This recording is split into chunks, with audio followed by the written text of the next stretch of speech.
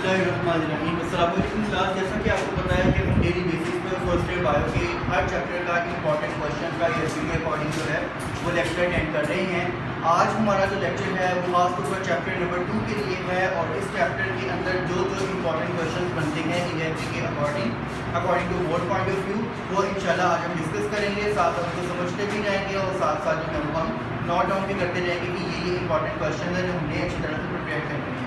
तो स्टार्ट करते हैं। सबसे पहला क्वेश्चन आपको इंट्रोडक्शन में मिलेगा metabolism and anabolism and catabolism. ये तीन टर्म्स आपको इंट्रो में मिलेगी।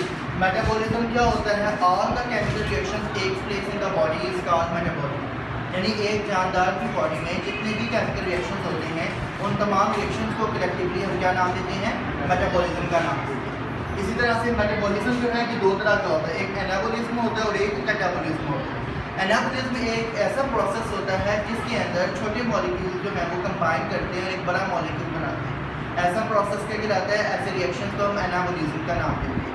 और कैटाबॉलिज्म जो होता है एक ऐसा प्रोसेस होता है जिसके अंदर एक बड़ा मॉलिक्यूल टूटता है और उसके टूटने से छोटे मॉलिक्यूल बनते हैं। ऐसा रिएक्शन क्या कहलाता है? इसे हम कैटाबॉलिज्म का नाम देते हैं। क्लियर हो गया? ठीक है, तो ये डिफरेंस है एनाबॉलिज्म और कैटाबॉलिज्म में।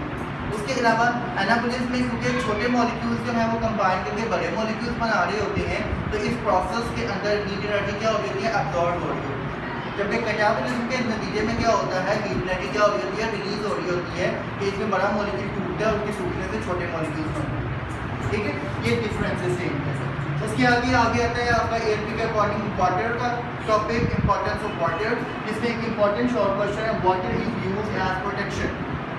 तो वाटर जो है प्रोटेक्शन के तौर पर इस्तेमाल होता है। ये वाटर का एक एप्लीकेशन है, पानी का एक फ़ायदा है हमारी बॉडी के अंदर कि ये हमारी बॉडी को डिफरेंट पर्पसेस के अलावा प्रोटेक्शन भी प्रोवाइड करता है। ठीक है, जैसा कि मिसाल के तौर पर हमारी आइज़ के अंदर टीयर्स बनते हैं, आपको पता है आंसू बनते हैं, जो वाटर कंटेंट है सारा।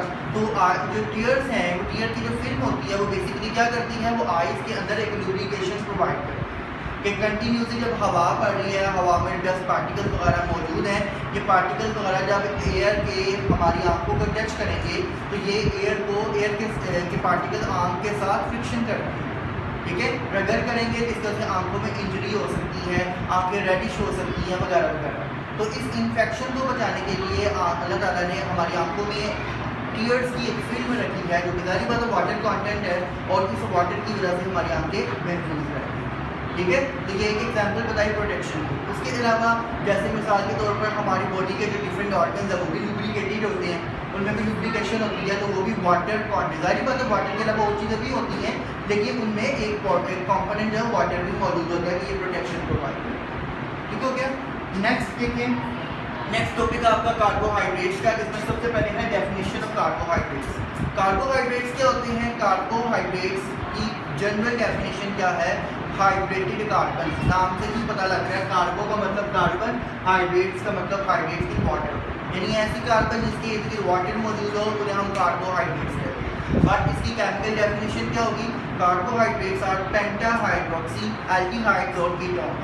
ठीक है, ये वो ऑर्गेनिक कंपाउंड्स हैं जो कि पेंटाहाइड्रोक्सी हैं। पेंटा का मतलब 5, हाइड्रोक्सी का मतलब हाइड्रोक्सिल ग्रुप और एल्डिहाइड या कीटोनिक ग्रुप इसके साथ इसमें मौजूद होता है। तो ऐसे कंपाउंड्स जिनमें पेंटाहाइड्रोक्सी मतलब 5 हाइड्रोक्सिल ग्रुप के साथ साथ एक एल्डिहाइड ग्रुप या एक कीटोनिक ग्रुप लगा हो तो ऐसे कंपाउंड्स को हम क्या कहते हैं? कार्ब्स, यानी कार्बोहाइड्रेट्स का नाम। तो मतलब कि इनकी केमिकल डेफिनेशन। उसके आगे बात करें कार्बोहाइड्रेट्स का जनरल फार्मूला, तो इनके जनरल फार्मूला इनकी कार्बोहाइड्रेट्स की डेफिनेशन से ही बनता है, यानी हाइड्रेटेड कार्बन है ना, मतलब CaCH2O हाइड्रेटेड कार्बन मतलब कार्बन के इर्द गिर्द वाटर मौजूद है। X और Y stand for number of molecule या एटम। X का मतलब है नंबर ऑफ कार्बन एटम और Y का मतलब है नंबर ऑफ वाटर मॉलिक्यूल्स। समझ आ गई बात की? ये एक जनरल फार्मूला है कार्बोहाइड्रेट्स। उसके अलावा importance of carbs, importance of carbohydrate. Carbohydrate के क्या क्या फ़ायदे हैं? कार्बोहाइड्रेट का जो सबसे इम्पॉर्टेंट फ़ायदा है वो क्या है? वो इसका फ़ायदा क्या है कि it is a good source of the energy. ये ना सिर्फ एक अच्छा सोर्स है बल्कि ये चीपेस्ट सोर्स भी है। एनर्जी हासिल करने का सबसे सस्ता तरीन सोर्स है वो क्या है? कार्ब्स है। हम सबसे ज़्यादा एनर्जी कार्ब्स से हासिल कर सकते हैं क्योंकि ये सबसे सस्ती होती है। समझ आई बात की? उसके अलावा कार्बोहाइड्रेट्स हमारी बॉडी की सेल मेम्ब्रेन्स और बॉडी की डिफरेंट मेम्ब्रेन्स वगैरह बनाने में भी मदद करता है। ठीक है, आपको पता है हमारी बॉडी की सेल मेम्ब्रेन के अंदर लिपिड्स प्रोटीन्स के अलावा थोड़े थोड़े कार्ब्स वगैरह मौजूद होते हैं, तो कार्बोहाइड्रेट से हमको बॉडी के मेम्ब्रेन्स बनाने में भी हेल्प करेगा। उसके अलावा हाई ब्लड प्रेशर, हाइपरटेंशन वगैरह को कंट्रोल करने में मदद करता है। शुगर लेवल जो होता है वो कार्बोहाइड्रेट्स की वजह से कंट्रोल होता है। अगर कार्ब्स की कंसंट्रेशन बहुत ज़्यादा हो जाए तो हाइपरग्लाइसीमिया हो जाएगा, मतलब ग्लूकोज का लेवल ब्लड में क्या हो जाएगा, ज़्यादा हो जाएगा। और अगर कार्ब्स की क्वांटिटी कम हो जाए तो उसके वजह से हाइपोग्लाइसीमिया हो जाएगा, मतलब ग्लूकोज का लेवल क्या हो जाएगा, बहुत कम हो जाएगा। तो मैं ग्लूकोज क्या है, इज एग्जाम्पल ऑफ कार्बोहाइड्रेट। समझ आएगी बात की। तो इसके अलावा और डिफरेंट किस्म की इसके फ़ायदे हैं, एप्लीकेशंस हैं जो हमारी बॉडी में मौजूद हैं, तो आप अपनी बुक से पढ़ सकते हैं। दैन इसके आगे देखिए सोर्सेज ऑफ कार्ब्स। कार्बोहाइड्रेट्स हमें किन किन चीज़ों से मिल सकते हैं? कार्बोहाइड्रेट्स मिलते हैं हमें जैसे व्हीट, उसके अलावा बार्ले, फिर उसके अलावा ओट्स, फिर पोटैटोज, स्वीट पोटैटोज, शुगर जो है ये भी सारी कार्बोहाइड्रेट्स है, राइस। ठीक है, ये सारी चीज़ें क्या हैं, कार्बोहाइड्रेट्स के गुड सोर्सेज हैं, मतलब इन चीज़ों से हमें कार्ब्स बहुत तरह ठीक हो गया। उसके अलावा आगे देखें, वेयर कार्बोहाइड्रेट्स आर फाउंड, हमारी बॉडी में कहाँ कहाँ पाए जाते हैं कार्बोहाइड्रेट्स। तो मैंने अभी शुरू में भी कुछ बातें बताई, जैसे कि हमारी सेल की मेम्ब्रेन्स जो हैं इनमें कार्ब्स मौजूद होते हैं। इसी तरह से हमारे ब्लड के अंदर ग्लूकोज मौजूद है, ये कार्बोहाइड्रेट है। ब्रेन सेल्स के अंदर भी कार्बोहाइड्रेट्स मौजूद होते हैं। ठीक है, तो इसी तरह से कोलेस्टेरॉल जो होती है, sorry cholesterol is not a carb but cholesterol like glucose, sugar like molecules जो होंगे वो भी हमारे बॉडी के अंदर मौजूद होंगे, वो भी क्या होंगे, कार्बोहाइड्रेट्स। ठीक हो गया, तो मतलब अच्छा। उसके अलावा नेक्स्ट आता है definition of the lipids. Lipids की डेफिनेशन क्या है? लिपिड्स होते हैं these are esters of fatty acids and glycerol. ठीक है, लिपिड्स क्या होती हैं, ये ईस्टर्स हैं। ईस्टर लिंकेज आपको अगर याद हो, आपने पढ़ा हुआ है केमिस्ट्री के अंदर RCOOR, इस लिंकेज को क्या कहते हैं, ईस्टर लिंकेज। ठीक है, तो लिपिड्स जो हैं तो ये ईस्टर लिंकेज होता है। और ईस्टर है ये किसका, एक फैटी एसिड, 3 फैटी एसिड और एक glycerol molecule. 3 glycerol molecule, sorry 1 glycerol molecule और 3 फैटी एसिड आपस में मिलते हैं और उनके मिलने से लिपिड का एक मॉलिक्यूल। समझ आएगी बात, क्लियर? तो ये क्या है, एक ईस्टर है, ईस्टर लिंकेज। उसके अलावा नेक्स्ट देखें सोर्सेज ऑफ लिपिड्स। लिपिड्स किन किन चीज़ों से मिल सकती हैं भाई? हमें लिपिड मिलती है, हमें मिल्क से भी लिपिड्स मिलती हैं। उसके अलावा बटर हो गया, घी हो गया, ऑयल हो गया, ड्राई फ्रूट्स में से हमें जो ऑयल्स वगैरह की फॉर्म है वहाँ से लिपिड्स मिलती हैं वगैरह वगैरह। ठीक है, तो ये लिपिड्स के सोर्सेज हैं जिन चीज़ों में हमें लिपिड्स ज़्यादा मिलती हैं। लिपिड्स आपको पता दो तरह की होती है, एक ऑयल्स होती हैं और एक फैट्स होती हैं। फैट सॉलिड फॉर्म में पाई जाती हैं, जैसे एनिमल फैट हो गई, और ऑयल जो है लिक्विड फॉर्म में पाए जाते हैं रूम टेम्परेचर पर, जैसे प्लांट्स में से डिफरेंट ऑयल्स निकलते हैं, sunflower oil, canola oil, olive oil वगैरह वगैरह। ठीक हो गया। उसके अलावा आगे देखें इंपॉर्टेंस ऑफ लिपिड्स। लिपिड्स का फ़ायदा क्या है? लिपिड्स की बड़ी ज़बरदस्त प्रॉपर्टीज़ हैं। सबसे पहली property, it is the chief source of energy. बहुत अच्छा सोर्स है एनर्जी का। आप ये समझ लें कि तमाम एनर्जी मॉलिक्यूल्स में, बायो मॉलिक्यूल्स में सबसे ज़्यादा एनर्जी हमें किससे मिलती है? लिपिड से मिलती है। सबसे सस्ता सोर्स कौन सा है? कार्बोहाइड्रेट। और सबसे अच्छे से मुराद सबसे ज़्यादा एनर्जी किससे मिलती है? हमें लिपिड से। तो मैंने की बात की, लिपिड से तकरीबन 9.3 किलो कैलोरीज एनर्जी मिलती है 1 ग्राम लिपिड, जबकि कार्बोहाइड्रेट से 7.3 किलो कैलोरीज एनर्जी 1 ग्राम कार्ब्स। तो मैंने की बात की, क्लियर हो गया? अच्छा जी, उसके अलावा एक तो फ़ायदा हो गया कि एनर्जी मिल रही है हमें बहुत ज़्यादा। एक इसकी इंपॉर्टेंस ये है क्योंकि लिपिड के अंदर कार्बन और हाइड्रोजन का जो कंटेंट है, CH बॉन्ड और CO bond, carbon oxygen bond, ये बहुत ज़्यादा मौजूद है। इसी वजह से लिपिड में एनर्जी जो होती है वो ज़्यादा होती है। ठीक है, और इसी वजह से ये चीफ सोर्स है एनर्जी का। दूसरी एप्लीकेशन क्या है इसकी? दूसरा फ़ायदा क्या है इसका? लिपिड की प्रॉपर्टी है they are hydrophobic in nature. Hydrophobic का मतलब क्या होता है? Water hating. ठीक है, यानी ये वाटर को रिपेल करती हैं, वाटर रेपेलेंट हैं, वाटर से दूर भागती हैं। तो मैंने की बात की, इसीलिए बॉडी के जिन एरियाज में लिपिड्स होंगी वो एरियाज जो हैं वो हाइड्रोफोबिक इन नेचर हो, जैसा कि मिसाल के तौर पर आपने देखा होगा डक्ट्स वगैरह जो होती हैं पानी में जाती हैं, जब पानी से निकलती है अपने पर भराती है और बिल्कुल ड्राई हो जाता है, उनका सारा पानी उतर जाता है बॉडी से। क्यों? क्योंकि उनके जो बाल होते हैं, उनकी स्किन है वो किसकी बनी थी? लिपिड की बनी। तो लिपिड की लेयर होती है जिसकी वजह से वो आराम से वो जो है वो साफ होती है। इसी तरह से वेल वगैरह को भी अगर हम देखें तो वो भी इसी तरह से होती है, उनकी आउटर कवरिंग होती है वो बड़ी रबड़ी होती है और वो लिपिड की बनी होती है। जैसे पानी से निकलती है पानी सारा उतर जाता है, वो बिल्कुल ड्राई होता है।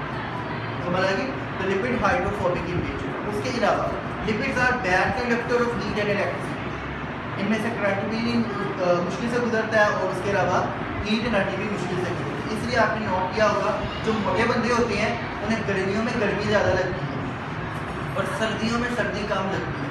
इसकी वजह क्या है कि सर्दी में क्योंकि वो उनकी बॉडी में लिपिड चर्बी ज़्यादा मौजूद है, फैट ज़्यादा मौजूद है, वो बैड कंडक्टर का काम करेगी तो अंदर की हीट को बाहर निकलने नहीं देगी।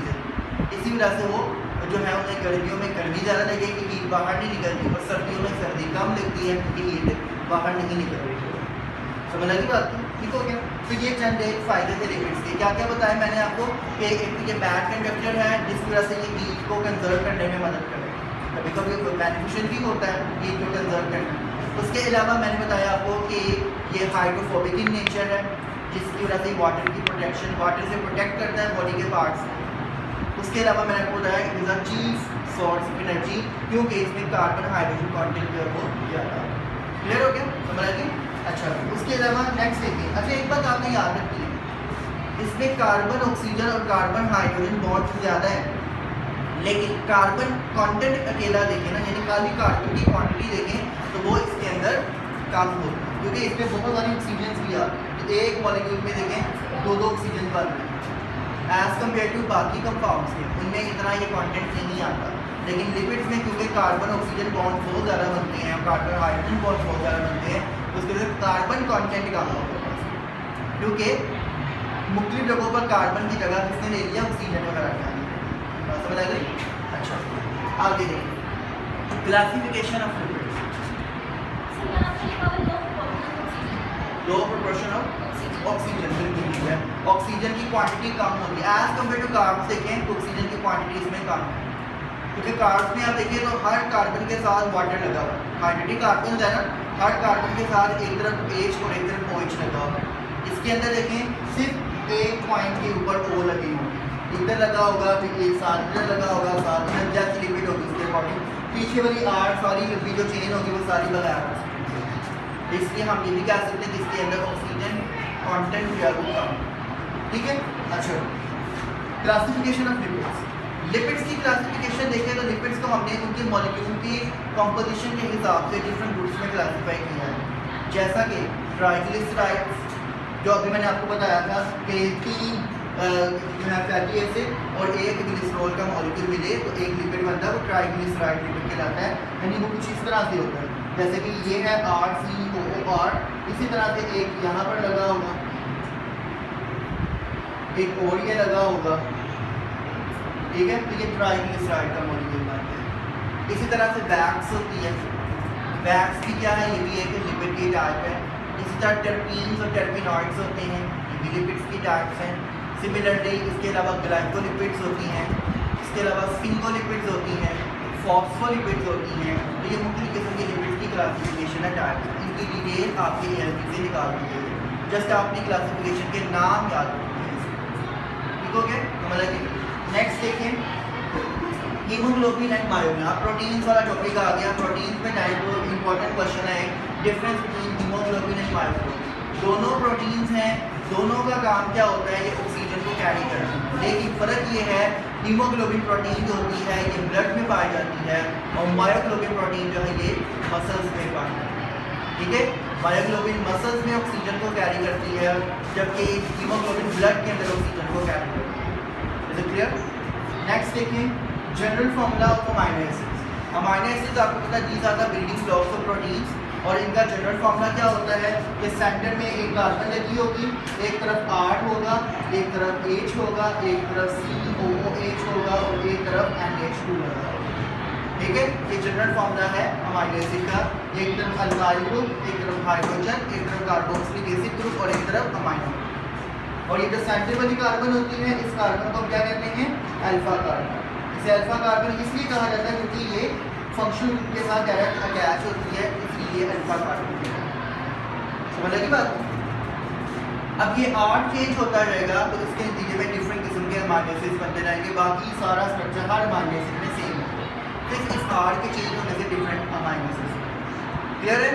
आगे देखिए पेप्टाइड बॉन्ड। पेप्टाइड बॉन्ड क्या होता है? जब दो अमाइनो एसिड आपस में एक दूसरे के साथ मिलते हैं तो उनके मिलने के लिए जो उनके दरमियान जो केमिकल बॉन्ड बनता है उसको पेप्टाइड बॉन्ड या पेप्टाइड लिंकेज का नाम है। ठीक है, पेप्टाइड बॉन्ड जो है एक अमाइनो एसिड का अमाइनो ग्रुप और दूसरे अमाइनो एसिड का कार्बोक्सिलिक एसिड जो आपस में मिलते हैं उनमें से एक वाटर का मॉलिक्यूल निकल जाता है और उसके नतीजे में क्या बनता है, पेप्टाइड बॉन्ड। इसका रिएक्शन मैं भी आपको लिख के बता देता हूँ, फॉर डिटेल्स करेंगे तो वो भी करेंगे। ठीक है, नेक्स्ट देखिए पॉलीपेप्टाइड एंड प्रोटीन्स में डिफरेंस। जब दो अमाइनो एसिड आपस में मिलते हैं उनके दरमियान एक पेप्टाइड बॉन्ड बना, वो डाइपेप्टाइड मॉलिक्यूल के साथ, डाइपेप्टाइड बॉन्ड उसमें दो अमाइनो एसिड्स मिले। तीसरा आएगा ट्राइपेप्टाइड बनकर, चौथा आएगा टेट्रापेप्टाइड बनकर, पांचवा आया पेंटापेप्टाइड। इसी तरह जब हजारों की तादाद में मॉलिक्यूल लग चलते हैं तो वो क्या बन जाता है, पॉलीपेप्टाइड। समझा कि पॉली का मतलब मैन। अब पॉलीपेप्टाइड और प्रोटीन में क्या फर्क है? पॉलीपेप्टाइड जो होते हैं, अगर तो हमारा जो वो मैक्रो मॉलिक्यूल बना है, पॉलीपेप्टाइड बना है, उसका जो मोलर वेट है, उसका जो मॉलिक्यूलर वेट है वो 10,000 तक है, अप टू 10,000 है। ठीक है, तो वो क्या कहलाता है, पॉलीपेप्टाइड कहलाता है। लेकिन अगर 10,000 डाल्टन से ज़्यादा है वो क्या कहलाती है, प्रोटीन। ये डिफरेंस है। डाल्टन क्या है? डाल्टन वो जॉन डाल्टन वाला डाल्टन। डाल्टन एक यूनिट है क्योंकि प्रोटीन्स के अंदर मैथ वगैरह को मेजर करने के लिए इस्तेमाल करते हैं। यहाँ ग्राम का वर्ड यूज़ नहीं करते, क्या यूज़ करते हैं, डाल्टन। ठीक हो गया? तो 10,000 डाल्टन तक अगर मैथ होगा तो वो क्या कहलाएगा, पॉलीपेप्टाइड। या इससे कम होगा तभी पॉलीपेप्टाइड। 10,000 से ज़्यादा अगर मैथ होगा तो फिर वो क्या कहलाएगी, प्रोटीन। समझ आएगी? आगे देखें, डाइपेप्टाइड को मैंने आपको साथ ही बता दिया। डाइपेप्टाइड क्या होता है कि एक ऐसा मॉलिक्यूल जिसमें दो अमाइनो एसिड आपस में जुड़ेंगे एक पेप्टाइड बॉन्ड से। डाइपेप्टाइड के एग्जांपल है ग्लाइकाइल एलानीन। ग्लाइकाइल एलानीन एक ऐसा डाइपेप्टाइड मॉलिक्यूल होगा जिसमें एक ग्लाइसिन अमाइनो एसिड और एक एलानीन अमाइनो एसिड आपस में जुड़े होंगे और उनके जुड़ने से ग्लाइकाइल एलानीन बनते हैं। तो बोला कि कैसे, वो भी मैं आपको बताता हूँ ना, पेप्टाइड बॉन्ड, उसमें ये एग्जाम्पल मैं आपको बता दूँ। नेक्स्ट है स्ट्रक्चर ऑफ हीमोग्लोबिन। हीमोग्लोबिन का स्ट्रक्चर आपको पता है कैसा होता है। हीमोग्लोबिन के स्ट्रक्चर में 4 चेन्स होती हैं, 2 अल्फा चेन्स होती हैं और 2 बीटा चेन्स होती हैं, और ये चारों चेन्स आपस में स्पेसिफिक अमाइनो एसिड्स की तादाद में जुड़ के एक क्वाटर्नरी स्ट्रक्चर बना देती है। हीमोग्लोबिन में प्राइमरी भी है, सेकेंडरी भी है, टर्शियरी भी है और क्वाटर्नरी स्ट्रक्चर भी, कॉम्प्लेक्स स्ट्रक्चर होता है। एक डिटेल आप उससे देख सकते हैं। नेक्स्ट है अल्फा हेलिक्स और बीटा प्लेटेड शीट में डिफरेंस। अल्फा हेलिक्स और बीटा प्लेटेड शीट ये दोनों सेकेंडरी स्ट्रक्चर्स हैं प्रोटीन्स के। अल्फा हेलिक्स स्ट्रक्चर क्या होता है, ऐसे हेलिकल स्ट्रक्चर। ये जो हेलिकल स्ट्रक्चर होगा पॉलीपेप्टाइड्स का, ये क्या कहलाएगा, अल्फा हेलिक्स। और बीटा प्लेटेड शीट कैसी होती है, इस तरह से शीट की फॉर्म में ऐसे पैरेलल मॉलिक्यूल्स अटैच हो और इस तरह इनके दरमियान लिंकेज बनाओ, तो ये स्ट्रक्चर क्या कहलाता है, ये बीटा प्लेटेड शीट कहलाता है। अब लगी बात। नेक्स्ट देखिए types of structure of protein. 4 types आपको पता है, प्राइमरी, सेकेंडरी, टर्शियरी और क्वाटर्नरी। उसके बाद देखिए what happens if the structure of protein destroyed. अगर इनमें से कोई एक सीक्वेंस डैमेज हो गया, तो एक ज़रा सा सीक्वेंस डिस्ट्रॉय हो गया तो प्रोटीन के ऊपर क्या इफेक्ट पड़ेगा, वो प्रोटीन प्रॉपर तरीके से काम नहीं कर पाए। जैसे मिसाल के तौर पर हीमोग्लोबिन का जो पूरा मॉलिक्यूल है तकरीबन 574 अमाइनो एसिड इसमें लगे हुए हैं, तो अगर किसी एक अमाइनो, बाकी सारा सही है, किसी एक अमाइनो एसिड में कहीं पर कोई इफेक्ट पड़ गया, जैसे लेट्स को ग्लूटामिक एसिड था उसकी जगह एलानिन आकर लग गया, तो सारा का सारा जो हीमोग्लोबिन का मॉलिक्यूल होगा वो डिस्ट्रॉय होगा, जिसकी वजह से क्या होगा, वो हीमोग्लोबिन ऑक्सीजन को कैरी नहीं कर पाएगी और वो प्रॉपर फंक्शन नहीं करेगी, तो उसकी वजह से पेशेंट को बीमारी हो जाएगी सिकल सेल एनीमिया। इस बीमारी में पेशेंट को जो है वो बाय बर्थ जेनेटिकली ही खून की कमी होगी। ठीक है, ये खतरनाक बीमारी होगी। तो एक ज़रा सी म्यूटेशन आने से, एक ज़रा सा एरर आने की वजह से क्या होगा, पूरा का पूरा प्रोटीन का स्ट्रक्चर खराब और वो प्रोटीन प्रॉपर फंक्शन नहीं कर पाएगा। क्लियर हो गया? आगे देखिए difference between fibrous and globular protein. Fibrous protein वो होती है जो फाइबर लाइक होती है, ग्लोब्यूलर प्रोटीन वो होती है जिनका स्ट्रक्चर ग्लोब्यूलर होता है, गोल गोल स्ट्रक्चर होता है। फाइब्रस प्रोटीन्स वाटर में इनसोल्यूबल होती हैं, ग्लोब्यूलर प्रोटीन्स वाटर के अंदर आसानी से सोल्यूबल होती हैं। फाइब्रस प्रोटीन की एग्जांपल जैसे मिसाल के तौर पर केराटिन प्रोटीन जो हमारे बाल बनते हैं, नाखून बनते हैं, जैसे ये क्या है, ये इनसोल्यूबल प्रोटीन है। आप तो नहीं ना तो नहाए पानी जाए और सारे बाल डिजॉल्व हो जाए, टीम हो जाए, ठंडा हो जाए बंदा, ऐसा नहीं होता। तो हाथ धोए हैं और नाखून ही सारे, हालांकि हमारे नाखून प्योर प्रोटीन इन नेचर है, बाल प्योर प्रोटीन इन नेचर है, लेकिन हाथ धोने से या सर वगैरह धोने से ये डिजॉल्व नहीं होते, ये ऐसे ही रहते हैं। क्यों? और आप देखिए नाखून पे पानी पड़ेगा भी तो वो पानी सारा उतर जाता है, ड्राई हो जाता है नाखून। क्यों? क्योंकि ये फाइब्रस प्रोटीन का बना हाइड्रोफोबिक होती है। क्लियर? इसके बरक्स हम बात करें जो ग्लोब्यूलर प्रोटीन है, ये वाटर में सोल्यूबल है, जैसे हमारी ब्लड प्रोटीन है, हीमोग्लोबिन प्रोटीन है, ये ब्लड में जो मौजूद है, ये ग्लोब्यूलर प्रोटीन है। इसी तरह से एल्ब्यूमिन प्रोटीन, अंडे की जो सफ़ेदी होती है, ठीक है, जल्दी नहीं सफ़ेदी, अंडे की जो एग वाइट होगा वो भी क्या है, globular protein. Clear? Next, primary, secondary, tertiary, quaternary structure of protein. ये पूरा टॉपिक है स्ट्रक्चर्स में। प्राइमरी स्ट्रक्चर आपको पता है, ये सीक्वेंस ऑफ अमीनो एसिड्स बताता है। सेकेंडरी स्ट्रक्चर जो होता है ये हमें अरेंजमेंट बताता है। फिर तीसरे नंबर पर आता है टर्शियरी स्ट्रक्चर। सेकेंडरी स्ट्रक्चर जिसमें अल्फा हेलिक्स या बीटा फैटी शीट हो, ये जब क्वाइल हो जाता है ये क्या बना देता है, टर्शियरी स्ट्रक्चर। और टर्शियरी के ऊपर जब वो सुपर क्वाइल हो जाएगा और गुच्छे बन जाएंगे तो वो क्या बन जाएगा, क्वार्टर। ठीक है, डिटेल आप अपनी बुक में देख सकते हैं। और ये चारों स्ट्रक्चर हीमोग्लोबिन मॉलिक्यूल में पाए जाते हैं, ये याद रखना। Clear? Next, nucleic acids, last topic. Why nucleic acids are so named? Nucleic acids को न्यूक्लिक एसिड्स क्यों कहते हैं? आपको पता है फीस्टर एक साइंटिस्ट आया था जिसने आके न्यूक्लिक एसिड को डिस्कवर किया और उसने सबसे पहले एक पस सेल के अंदर से न्यूक्लिक एसिड को डिस्कवर किया। ऐसे था, और क्योंकि उसने पस सेल का न्यूक्लियस निकाला था और उस न्यूक्लियस के को स्टडी कर रहा था और उसने देखा कि इस न्यूक्लियस का जो मटेरियल था वो एसिडिक इन नेचर था, इसी वजह से इसने इसको न्यूक्लिक एसिड का नाम दिया। शुरू में जब न्यूक्लिक एसिड डिस्कवर हुआ था उसे क्या कहते थे, न्यूक्लियन कहते थे, बाद में उसे न्यूक्लिक एसिड का नाम दे दिया। समझ आ गई? Difference between DNA and RNA, ये तो सिंपल डिफरेंसेस आपको पता है। DNA deoxyribonucleic acid, RNA ribonucleic acid. DNA के अंदर 4 नाइट्रोजनस बेसिस होती हैं, कौन कौन सी, एडेनिन, थायामीन, गुआनिन और साइटोसिन। आरएनए के अंदर भी 4 होती हैं, लेकिन उसके अंदर एडेनिन, गुआनिन, थायामीन की जगह क्या आ जाती है, यूरासिल और साइटोसिन। ठीक है, इसमें थायामीन है डीएनए में और जबकि आरएनए में यूरासिल मौजूद होता है। क्लियर? उसके अलावा डीएनए का काम क्या होता है, ये हेरिडिटरी मटेरियल है, ये मुख्तलिफ इंफॉर्मेशन को माँ बाप से बच्चों में ट्रांसफ़र करता है। क्योंकि आरएनए का काम क्या है, it helps in the protein synthesis, ये प्रोटीन बनाने में मदद करता है। ठीक है, डीएनए जो है ये डबल स्ट्रैंडेड है, डबल हेलिकल स्ट्रक्चर है, जैसे ये है। आरएनए जो होता है ये सिंगल स्ट्रैंडेड होता है इस तरह। तो मतलब की बात, तो ये डिफरेंसेस हैं आरएनए और डीएनए के। क्लियर? लास्ट में structure of ATP molecule. ATP का आपको पूरा नाम पता है, एडिनोसिन ट्राइफॉस्फेट। ये भी एक न्यूक्लिक एसिड है, न्यूक्लियोटाइड है ये भी है। तो एडिनोसिन ट्राइफॉस्फेट एटीपी, ये क्या है कि एक एडिनोसिन का मॉलिक्यूल और उसके आगे 3 फॉस्फेट ग्रुप लगी है। एडिनोसिन का मतलब क्या है, एडेनिन के साथ राइबोस शुगर लगी हो, यानी कि सेंटर में राइबोस शुगर का मॉलिक्यूल है।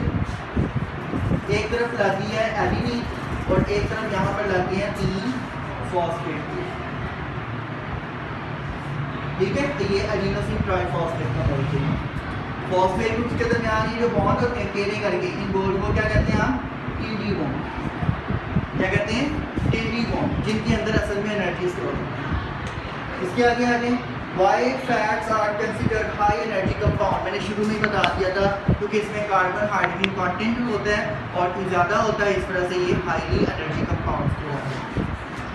What is percentage of water in brain and bone cells in man? Humans के अंदर ब्रोन सेल्स के अंदर कितना पानी होता है और ब्रेन सेल्स में कितना पानी होता है? एक में आई थिंक सो 85% वाटर है और एक में 20% वाटर है। जो बोन सेल्स हैं उनके अंदर 85% वाटर है और जो ब्रेन सेल्स हैं उनके अंदर 20% वाटर। ब्रेन सेल्स में 85% वाटर और बोन सेल्स में 20% वाटर। ठीक है, चलिए की क्लास ये था आज का हमारा टॉपिक। हमने चैप्टर 2 को ओवरऑल सारा चैप्टर डिस्कस कर लिया। इसके अंदर जितने इंपॉर्टेंट क्वेश्चन थे वो सारे क्वेश्चन देख लिए। फिर भी किसी पॉइंट पर इशू हो तो आप इसे डिस्कस कर सकते हैं। मिलते हैं अगली वीडियो में, तब तक के लिए अल्लाह हाफिज़।